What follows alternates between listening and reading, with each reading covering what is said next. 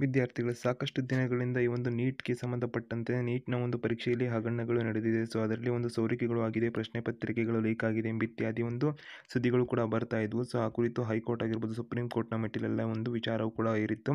ಇದೇ ಸಂದರ್ಭದಲ್ಲಿ ಸುಪ್ರೀಂ ಕೋರ್ಟ್‌ನ ತೀರ್ಪು ಕೂಡ ಇಂದು ಪ್ರಕಟ ಆಗಿರುವಂಥದ್ದು. ಸುಪ್ರೀಂ ಕೋರ್ಟ್ ಬಂದಿರುವಂಥ ತೀರ್ಪಿನ ಕುರಿತು ಹಾಗೂ ಸಚಿವರಾಗಿರುವಂಥ ಕೇಂದ್ರ ಉನ್ನತ ಶಿಕ್ಷಣ ಸಚಿವರಾಗಿರುವಂಥ ಧರ್ಮೇಂದ್ರ ಪ್ರಧಾನ್ ಅವರು ಏನು ಮಾಹಿತಿನ ಕೊಟ್ಟಿದ್ದಾರೆ, ಇದರ ಕುರಿತು ಎಲ್ಲ ನಿಮಗೆ ಮಾಹಿತಿನ ತಿಳಿಸ್ತಾ ಇರುವಂಥದ್ದು. ಕನ್ನಡದ ಯೂಟ್ಯೂಬ್ ಚಾನಲ್ಗೆ ಸಬ್ಸ್ಕ್ರೈಬ್ ಆಗಿಲ್ಲ ಅಂದ್ರೆ ಬೆಲ್ ಐಕನ್ ಕ್ಲಿಕ್ ಮಾಡಿ ಅಂತ ಹೇಳ್ತಾ ವಿಡಿಯೋ ಕಡೆಗೆ ಬರೆದಿದ್ದಾರೆ.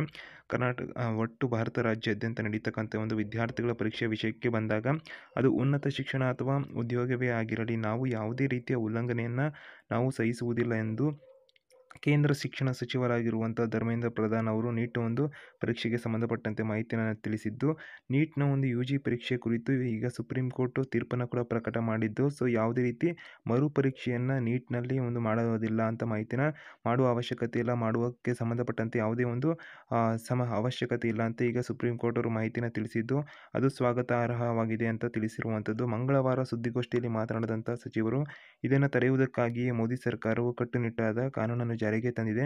ಪಬ್ಲಿಕ್ ಎಕ್ಸಾಮಿನೇಷನ್ ಅನ್ಯಾಯ ಮಾರ್ಗಗಳ ತಡೆಯ ಒಂದು ಕಾಯ್ದೆ ಸುಪ್ರೀಂ ಕೋರ್ಟ್ ಮುಂದೆ ಪ್ರಸ್ತುತಪಡಿಸುತ್ತಾ, ನಮ್ಮ ಸರ್ಕಾರವು ಪಾರದರ್ಶಕ, ವಂಚನೆ ಮುಕ್ತ ಮತ್ತು ಶೂನ್ಯ ದೋಷಗಳ ಪರೀಕ್ಷಾ ವ್ಯವಸ್ಥೆಯನ್ನು ಹೊಂದಲು ಬದ್ಧವಾಗಿದೆ ಎಂದು ನಾವು ಭರವಸೆ ನೀಡಿದ್ದೇವೆ ಎಂದು ಸಚಿವರು ಹೇಳಿರುವಂಥದ್ದು.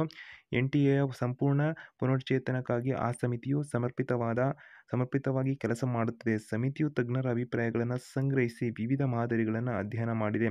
ಅವರು ಶೀಘ್ರದಲ್ಲೇ ವರದಿಯನ್ನು ಕೂಡ ಸಲ್ಲಿಸಲಿದ್ದಾರೆ. NTAಯನ್ನು ದೋಷಮುಕ್ತಗೊಳಿಸಲು ನಾವು ಬದ್ಧರಾಗಿದ್ದೇವೆ. ಈ ಅಕ್ರಮಗಳಲ್ಲಿ ಭಾಗಿಯಾಗಿರುವ ಯಾರನ್ನು ಕೂಡ ಬಿಡೋದಿಲ್ಲ.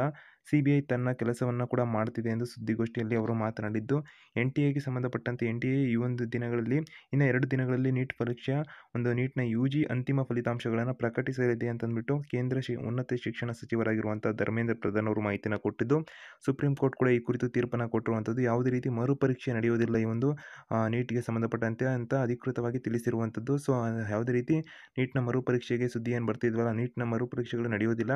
ಹಾಗೆ ಇನ್ನೆರಡು ದಿನದಲ್ಲಿ ಅಂತಿಮ ಒಂದು ರಿಸಲ್ಟನ್ನು ಕೂಡ ಪ್ರಕಟಿಸಲಿದೆ ನೀಟ್‌ನ ಒಂದು NETA ಅಂತ ಈಗ ಧರ್ಮೇಂದ್ರ ಪ್ರಧಾನ್ ಅವರು ಉನ್ನತ ಶಿಕ್ಷಣ ಸಚಿವರು ಭಾರತ ಸರ್ಕಾರದ ಕಡೆಯಿಂದ ತಿಳಿಸಿರುವಂಥದ್ದು. ಹೆಚ್ಚಿಗೆ ಅಪ್ಡೇಟ್ಸ್ ಇನ್ಫಾರ್ಮೇಷನ್ಗೆ ಚಾನಲ್ಗೆ ಸಬ್ಸ್ಕ್ರೈಬ್ ಆಗಿ ಬೆಲ್ ಐಕನ್ ಕ್ಲಿಕ್ ಮಾಡಿ ಅಂತ ಹೇಳ್ತಾ ವಿಡಿಯೋವನ್ನು ಮುಗಿಸ್ತಾ ಇರುವಂಥದ್ದು.